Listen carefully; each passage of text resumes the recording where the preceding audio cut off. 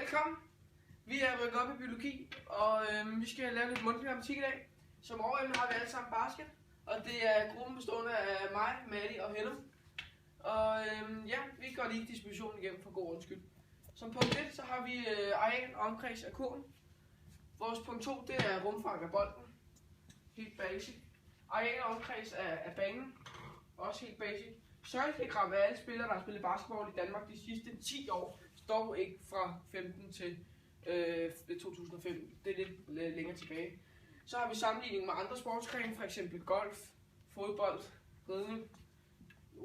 Rosinen i pølsen, så har vi hvor mange procent de her 60 sekunders felter de dækker af hele banen. Vi hopper lige ind i det. Opgave 1, hvor vi har besluttet for, at vi skal finde areal og omkreds af selve kurven. Kurven, den har vi her. Det er en cirkel, og når man skal regne delvist arealet og omkredsen af en cirkel, skal man have fat i de her to formler. Her, der finder vi arealet, og her finder vi omkredsen. Hvis vi starter med at gå den igennem. Det første, det er, det er pi. Pi, det er 3,14, som vi har sat ind her. Og R i anden, det betyder radius i anden. Her, der står, at diameteren på hele cirklen, det er 45. Og så tager vi så bare lige radiusen, hvilket er halvdelen af diameteren. Det vil sige, at det er 22,5. Og husker vi i anden, og så får vi altså 1589,63 kvadratcentimeter. Det har vi gjort fuldstændig det samme med omkredsen. Der har vi pi, som er 3,14, og diameteren, som er 45, hvilket giver 141,3.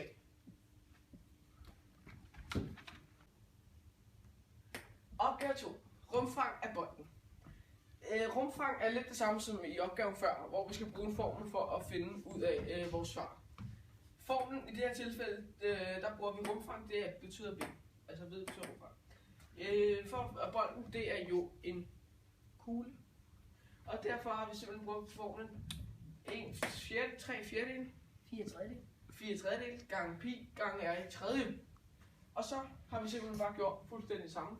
For målene, vi har på vores papir her, har vi fuldstændig gjort det samme.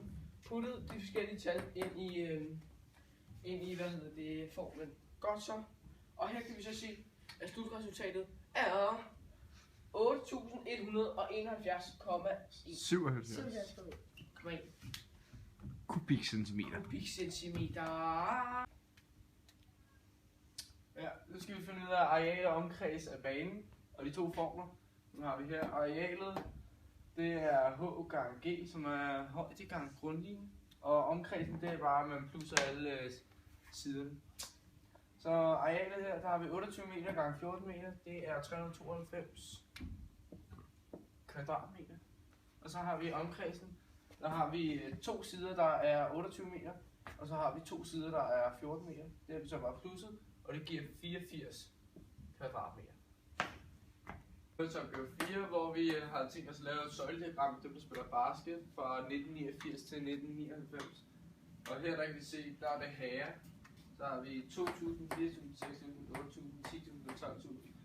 Så kan man se, at der er en fin stigning hele vejen igennem. Undtagen lige her i 1995, så falder den lige en lille smule. Men ellers så er der en god opbevarende kurve på dem, der spiller basket over herre. Så opgave 5, der skal vi sammenligne basket med andre sportsgrene i 1997. Som vi kan se her, der er basket, de har ikke så mange tilhængere her. De har kun 14.451. Og badminton, de har 134.000, og golf har 73.000. Og så fodbold, det var meget populært tilbage i 1997, så det er det stadig. Der er 278.000, og så er der 68.000 til roning og 91.000, der spiller tennis. Og så her i opgave 6, så skal vi finde areal og omkreds af banens 3 cirkler. Og de 3 cirkler, de er samme størrelse. Og som vi kan se her, så er diameteren på dispositionen, det er 3,6 meter, og radius det er 1,8 meter. Og for at finde areal og omkreds, så skal vi bruge disse formler. Og areal, det er pi gange r i anden, og omkreds, det er pi gange diameter. Og så finder vi ud af arealet. Og der er det 3,14 gange 1,8 meter i anden, som er lig med 10,2 kvadratmeter. Og det er simpelthen arealet. Og så skal vi finde omkredsen. Og det gør vi igen med den formel her. Og så 3,14 gange 3,6 meter, som er lige med 11,3 meter. Og her i opgave 7, så skal vi finde arealet af 60 sekunders feltet. Og det er en trapez 60 sekunders feltet. Og det her det er formlen for at finde arealet af en trapez. Og det er en halv gange h, parentes a plus b, parentes slut. Og så er der opgave 7, hvor vi skal finde arealet af 60 sekunders feltet. Og 60 sekunders feltet, det er en trapez, så formlen for at finde arealet af en trapez, det ser sådan noget. Det er en halv gange h, parentes a plus b, parentes slut. Og h, det er højden, og a, det er den her side her, og b, det er denne her side her.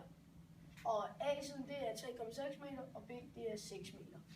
Så skriver vi den op, så en halv gange 5,8 meter, parentes 3,6 plus 6, er lige med 24,94 meter kvadratmeter.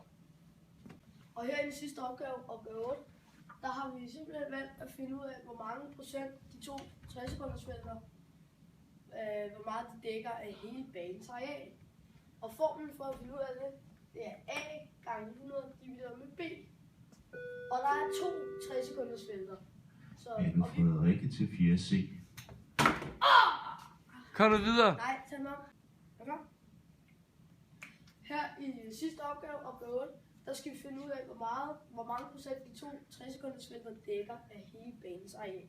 Og formlen for at finde ud af det, det er a gange 100 divideret med b. Og der er to 60 sekunders felter, fordi vi har regnet det ene ud før. Og det er 24,94 gange 2, som giver 49,88 kvadratmeter.